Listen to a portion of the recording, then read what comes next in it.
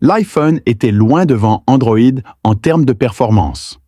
Apple s'est même moqué de ses rivaux comme Samsung lors de l'événement de lancement, se vantant que l'iPhone de l'année dernière était encore plusieurs générations meilleur que le dernier produit phare d'Android. Bonjour à tous, vous êtes maintenant sur la chaîne Smart Tech. Certaines des vidéos d'aujourd'hui sont tirées d'Internet. Bien que Samsung et Android aient fait des progrès au fil des années, Apple règne toujours en maître en matière de performance. Jusqu'à la sortie du Galaxy S25 Ultra avec Snapdragon 8 Elite, tout a changé. Ce téléphone phare non seulement rattrape l'iPhone, mais le surpasse même.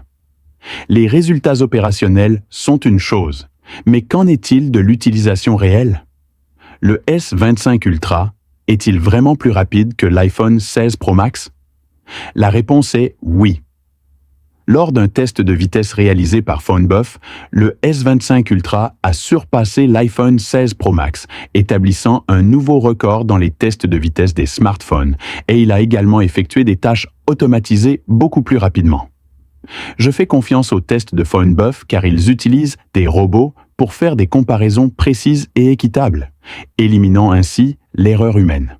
Le S25 Ultra bat l'iPhone 16 Pro Max de 15 secondes au test, ce qui est assez étonnant.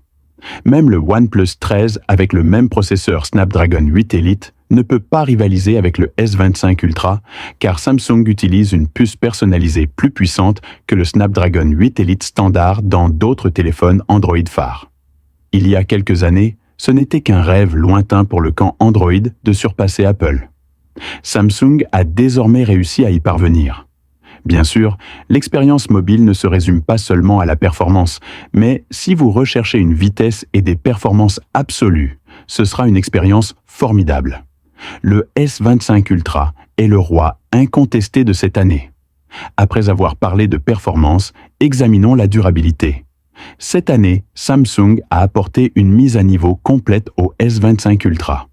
Le matériau du corps du S24 Ultra a été amélioré, passant de l'alliage de titane de 2e qualité à l'alliage de titane de 5e qualité plus durable, et l'avant et l'arrière sont recouverts de la nouvelle couche Gorilla Glass Armor 2. Selon les données officielles de Corning, ce verre est capable de résister à l'impact d'une chute d'une hauteur de 2,2 mètres. PBK Reviews a effectué un test pratique en laissant tomber le téléphone sur des sols en béton sous différents angles. Le résultat était incroyable. Le S25 Ultra est resté presque indemne, ne laissant que quelques rayures mineures. Le S24 Ultra a connu sa première chute l'année dernière. Une fissure est apparue. Il est clair que la durabilité du S25 Ultra s'est améliorée de plusieurs manières. Cependant, le développement du verre est souvent une arme à double tranchant. Bien qu'il améliore la résistance aux chutes, il peut réduire la résistance aux rayures. Cette fois-ci ne fait pas exception.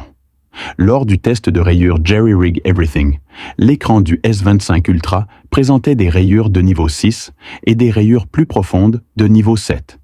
L'écran du S24 Ultra de l'année dernière présentait des rayures de niveau 7. Les traces de dérapage n'apparaissent qu'au niveau 7 et les rayures profondes n'apparaissent qu'au niveau 8.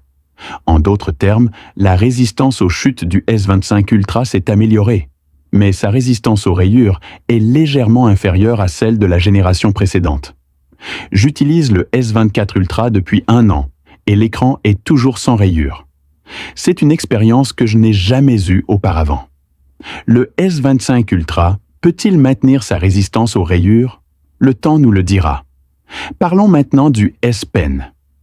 Cette année, Samsung a apporté un changement inattendu et a supprimé la fonctionnalité Bluetooth du S Pen, ce qui signifie qu'il n'a plus besoin de batterie. Samsung était censé retirer la bobine de charge à l'intérieur du téléphone, mais le célèbre expert en démontage Zach a découvert que le S25 Ultra avait toujours la bobine de charge et chargeait en fait le S Pen sans batterie. Cela amène les gens à se demander si Samsung prévoit de lancer un S Pen compatible Bluetooth à une date ultérieure ou s'il avait initialement prévu de l'ajouter mais l'a abandonné à la dernière minute. La vérité n'est pas encore connue. Mais ce puzzle est vraiment intriguant.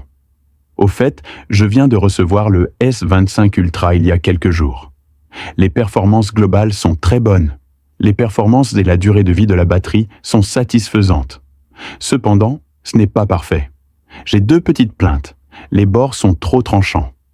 La prise en main n'est pas aussi bonne que celle du S24 Ultra. Ce serait un peu inconfortable de l'utiliser pendant une longue période. L'apparence n'est pas originale.